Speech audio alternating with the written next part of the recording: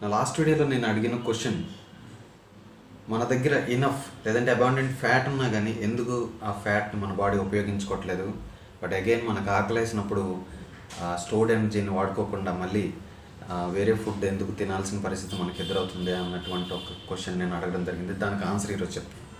మన శరీరంలో even healthy weight ఉన్నా, అంటే healthy weight in the sense ఉండవలసిన వెయిట్ని క్యాలిక్యులేషన్స్లో తీసుకున్నా సరే, లేదు అంటే ఒక 70 కిలోస్ వెయిట్ ఉన్న వ్యక్తిని కానీ మనం తీసుకున్నట్టయితే ఆయన శరీరంలో ఫర్ ఎగ్జాంపుల్ 10 to 15 కిలోస్ వరకు ఫ్యాట్ అన్నది ఉంటుంది, even though he is very fit.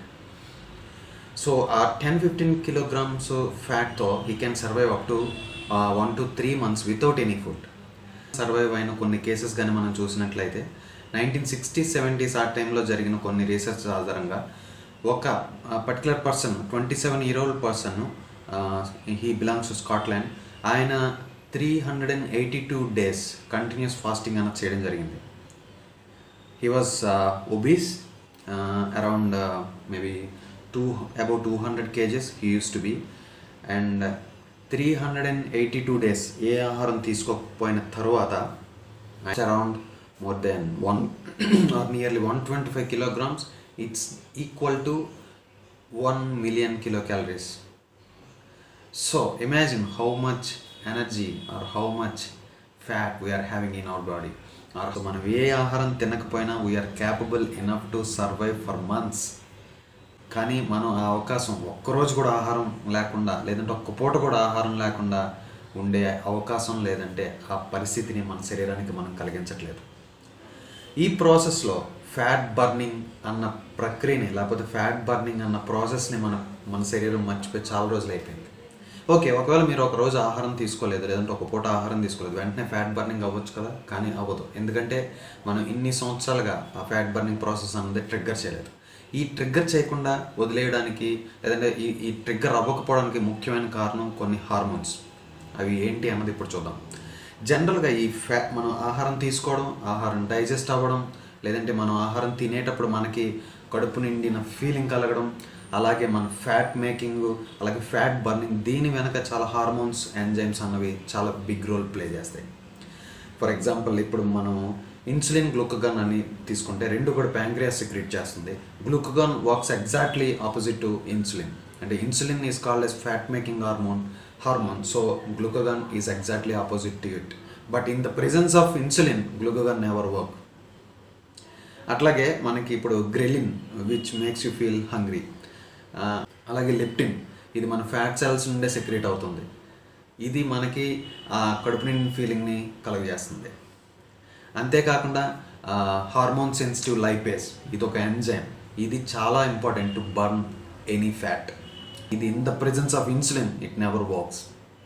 So insulin అన్నది చాలా మేజర్ రోల్ ప్లే చేస్తుంది. మనం కానీ ఆలోచించినట్టయితే 2 ఆస్పెక్ట్స్ ఉన్నాయి. ఒకటి, హెల్దీగా ఉన్న పర్సన్ ఎందుకు సన్నబడట్లేదు, ఆర్ మనం గతంలో అడిగిన ప్రశ్నకి సమాధానంగా, లేదంటే ఆ ప్రశ్నని ఇప్పుడు మళ్ళీ నేను రిపీట్ చేస్తాను. మన దగ్గర కావాల్సినంత ఫ్యాట్ ఉన్న అది బర్న్ చేసుకోకుండా మన బాడీ మళ్ళీ మనకి ఆకలేసినట్టు చేస్తుంది, అండ్ దానికి ఎనర్జీ అవసరం వచ్చినప్పుడు. ఈ ప్రాసెస్లో అది ఆకలి మనకి కలిగించడానికన్నా ముందు మన ఫ్యాట్ బర్నింగ్ చేయడానికి ప్రయత్నించినప్పుడు అక్కడ ఇన్సులిన్ అన్న హార్మోన్ అడ్డుపడుతుంది. ఇన్సులిన్ హార్మోన్ ప్రెజెన్స్లో ఫ్యాట్ బర్నింగ్ అన్నది జరగదు. సో ఈ ఫ్యాట్ బర్నింగ్ జరగాలంటే ఇన్సులిన్ రిలీజ్ అవ్వకూడదు. ఇన్సులిన్ రిలీజ్ అవ్వకూడదంటే అసలు దేనివల్ల ఇన్సులిన్ రిలీజ్ అవుతుంది? మనం తింటున్న కార్బోహైడ్రేట్స్ వల్ల. Carbohydrates are nothing but sugars. అంటే వాటి డైజెషన్లో they end up as sugar లెవెల్స్ని ఎప్పుడు కంట్రోల్లో పెట్టడం కోసం మన ప్యాంక్రియాస్లో బీటా సెల్స్ ఇన్సులిన్ని సెక్రెట్ చేస్తూ ఉంటాయి. సో ఇన్సులిన్ ఎప్పుడు మన బ్లడ్లోనే ఉంటున్నప్పుడు ఈ ఫ్యాట్ బర్నింగ్ ప్రాసెస్ అన్నదే అసలు జరగదు. ఎస్పెషల్లీ మన ఫ్యాట్ వెయిట్ లాస్ ఎగ్జాంపుల్స్ కానీ చూస్తే చాలామంది ఎక్కువ వాళ్ళు చెప్పేది ఏంటంటే ఫ్యాట్ బర్నింగ్ ఎక్కువ నిద్రలోనే జరుగుతుందని. ఎందుకంటే నిద్రలోనే మనకు will have least levels of insulin secretion. అంటే అస్సలు ఇన్సులిన్ అన్నది లేకపోవడం ఉండదు. ఇన్సులిన్ అన్నది కొంచెం తక్కువ లెవెల్స్లో ఉన్నప్పుడు ఫ్యాట్ బర్నింగ్ జరుగుతుంది. ఇన్సులిన్ కొంచెం తక్కువ లెవెల్స్లో ఏ ఆహార పదార్థాలు తింటే రిలీజ్ అవుతుందంటే, ఒకటి ప్రోటీన్, అలాగే ఫ్యాట్ తిన్నప్పుడు చాలా తక్కువ మోతాదులో దాని రెస్పాన్స్ ఉంటుంది. అది ప్రోటీన్కి కొంచెం వరకు కంపారిటివ్లీ కార్బ్స్తో కంపేర్ చేస్తే అంత ఎక్కువ రెస్పాన్స్ లేకపోయినా కొంత రెస్పాన్స్ ఉంటుంది. అందుకే ప్రోటీన్ కూడా మరీ ఎక్కువ తీసుకోకూడదు ఫ్యాట్ బర్నింగ్ డైట్స్లో. ఈ ఫ్యాట్ ఎస్పెషల్లీ తీసుకుంటే almost no response kind of response ఉంటుంది ఇన్సులిన్ దగ్గర నుంచి. సో ఎప్పుడైతే ఇన్సులిన్ అన్నది తక్కువ లెవెల్స్లో ఉందో other enzymes and other hormones will come into picture and they work as they are intended to or they are design to. అంటే ఇప్పుడు మన ఇంత సఫిస్టికేటెడ్ హ్యూమన్ బాడీ ఇన్ని సంవత్సరాలు ఇన్ని మిలియన్స్ ఇయర్స్ సర్వైవ్ అయిన జెనెటికల్ కోడ్ ఇంత simple కార్బోహైడ్రేట్ని ఎందుకు ప్రాసెస్ చేయలేకపోతుంది, ఇంత ఫ్యాట్ని ఎందుకు అక్యుములేట్ చేసేస్తుంది అన్న పాయింట్ కానీ మనం ఆలోచిస్తే, ఇంత sophisticated machinery design to run on a different fuel but you are giving some other fuel. For example rocket తయారు చేసి దాన్ని అంతరిక్షంలోకి పంపించాలంటే దానిలో రాకెట్ ఫ్యూయలే వాడాలి తప్ప పెట్రోల్ డీజిల్ కిరోసిన్ వాడితే అది వెళ్ళదు, అది పనిచేయదు.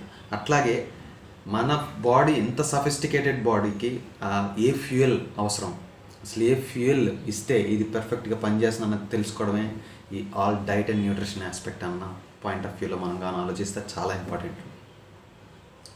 సో మనం రాంగ్ ఫ్యూయల్ ఇస్తాం, సో అది పని చేస్తుంది కానీ దాని ఎఫిషియన్సీలో అది పని చేయట్లేదు.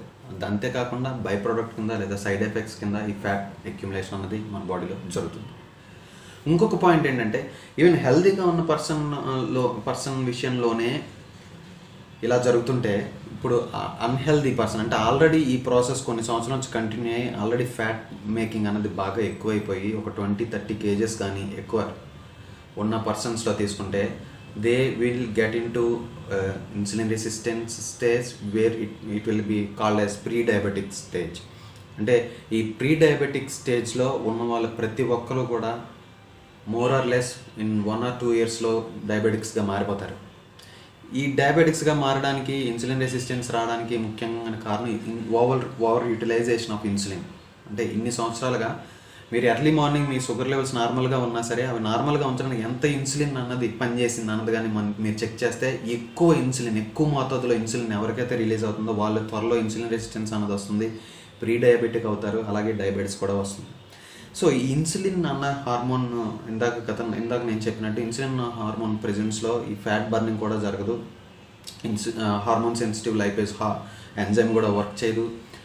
So there are so many issues associated with it. So ఎప్పుడైతే మీకు ఇన్సులిన్ రెసిస్టెన్స్ ప్రీ డయాబెటిక్ స్టేజ్కి వెళ్ళిపోయారో ఇంకా ఫర్దర్గా మీరు తిన్న ఆహారం ఏదైతే గ్లూకోజ్ ఉందో అది వేరే సెల్స్ నార్మల్ అదర్ సెల్స్ తీసుకోవడం జరగదు. కాబట్టి ఇన్సులిన్ రెసిస్టెన్స్ మీద నేను వేరే వీడియో చేశాను, అది please watch it once, you will understand what is insulin resistance. So ఎప్పుడైతే మనం తీసుకున్న ఆహారం మన యాక్చువల్ సెల్స్కి వెళ్ళట్లేదు, ఫ్యాట్ సెల్స్కి డైవర్ట్ చేయడం జరుగుతుందో మన ఫ్యాట్ సెల్స్ మళ్ళీ మనకి ఆకలేసినట్టు చేస్తాయి. అందువల్ల అంటే ఫర్ ఎగ్జాంపుల్ మీరు ఇప్పుడు 2 ఇడ్లీ తింటే అందులో 3/4 ఇడ్లీ ఫ్యాట్ సెల్స్కి వెళ్ళిపోతుంది, మళ్ళీ 1/4 ఇడ్లీ మన సెల్స్కి వస్తుంది అనమాట. ఇవి వచ్చినప్పుడు ఈ 1/4 idli maybe it will over by maybe half an hour 1 hour, మళ్ళీ 1 hourకి మళ్ళీ ఆకలేసే పరిస్థితి ఉంటుంది. కానీ మనం ఇందాక తిన్న రిమైనింగ్ 3/4 ఫుడ్ ఏదైతే ఉందో అది ఫ్యాట్ సెల్స్కి డైవర్ట్ అయిపోయింది. అంటే మన ఫ్యాట్ సెల్స్ పెరుగుతూనే ఉంటాయి, మనం వెయిట్ గెయిన్ అవుతూనే ఉంటాం, కానీ every 1 hour, half an hour, every 2 hours ఆకలేస్తూ ఉంటుంది, మళ్ళీ తింటూ ఉంటాం. సో ఇది ఒక విషియస్ సైకిల్, ఇందులో అందరూ కొట్టుమిట్టాడుతున్న పరిస్థితుల్లో ఇప్పుడు ఉన్నాం మనం. సో దీన్ని ఏ ట్యాబ్లెట్ వేసుకుంటానో లేదా కొన్ని రోజులు ఎక్సర్సైజ్ చేస్తేనో లేకపోతే ఇంకేదో తింటేనో ఇది తీరే పరిస్థితి లేదు. కొన్ని నెలలు లేదంటే కొన్ని రోజులు మనం కార్బోహైడ్రేట్ని ఖచ్చితంగా నిలిపివేసినట్లయితే, అంటే ఇవ్వడం మానేస్తే మన బాడీకి అదే ఆటోమేటిక్గా సెట్ అయిపోతుంది. ఇప్పుడు ఫ్యాట్ డైట్స్ ఎందుకే ఫేమస్ అవుతున్నాయి? Fat diets are very successful diets. Any ketogenic diet you can do and you can lose weight just like that. Even you just lose weight by just eating butter. It's as simple as that. So there are many examples if you go through in the internet. Many of them lost so many kgs of weight by just eating fat, by just eating butter. And butter is again a nutrient dense food. You can just do any diet with butter alone. So ఇది కారణం మనం ఇన్ని సంవత్సరాలుగా మనం బాధపడుతున్న ఒబెసిటీకి main reason. Even ఈ మధ్యకాలంలో చిన్నపిల్లలు కూడా ఒబెసిటీ గురయ్యే పరిస్థితి కనిపిస్తున్నది. ఎందుకంటే ఈవెన్ చిన్నపిల్లలు కూడా ఈ ఒబెసిటీకి ప్రీ డయాబెటిక్ కండిషన్స్కి చేరిపోయే పరిస్థితి కనిపిస్తుంది. ఎందుకంటే parents are over feeding them with carbs. ఆ న్యూట్రిషన్ బ్యాలెన్స్ అన్నది, మ్యాక్రోన్యూట్రియంట్ రేషియో అన్నది అవగాహన లేకపోవడం వల్ల ఎక్కువ శాతం ఫ్యాట్ ఉండేటట్టు చూసుకొని మోడరేట్ ప్రోటీన్ ఉండి చాలా తక్కువ రిఫైన్డ్ కార్బ్స్ లేకపోతే కార్బ్స్ని తినడం వల్ల there are lot of benefits. That is the actual fuel మన బాడీ డిజైన్ అయింది. సో ఆ రేషియోలో మీరు ఫ్యూయల్ ఇవ్వకుండా వేరే ఏ రేషియో 80% కార్బ్స్ ఇస్తున్నాం. ఇప్పుడు మనం చూస్తే ఇంత రైస్ పెట్టుకున్న ప్లేట్లో ఇంత పచ్చడి లేకపోతే చాలా చిన్న బాక్స్లో కర్రీతో తినే పరిస్థితులు. ఈవెన్ మా ఆఫీస్లో లంచ్ టైంలో నేను చూసినా సరే surprised couple of months back when I started this ketogenic diets, and then I realized what mistake we were doing. వాళ్ళ box rice box 2 rice boxes ఉంటాయి, కానీ కర్రీ చూస్తే ఇంత చాలా చిన్నది పికిల్ బాక్స్ అంత సైజులో ఒక కర్రీ తీసుకొని దాన్ని ఎలా స్ప్రెడ్ చేసుకొని తినడం అనేది జరుగుతుంది. It's not that they are poor, they are also IT professionals, but the mind set of their parents and what they are all these days, what they are following in their at home. So that's why I always say, and it is true, the real health and fitness lies in kitchen, not in the gym. I hope you all understand what I'm saying. At least realize and start reducing carbs and increase fat and protein. Thank you.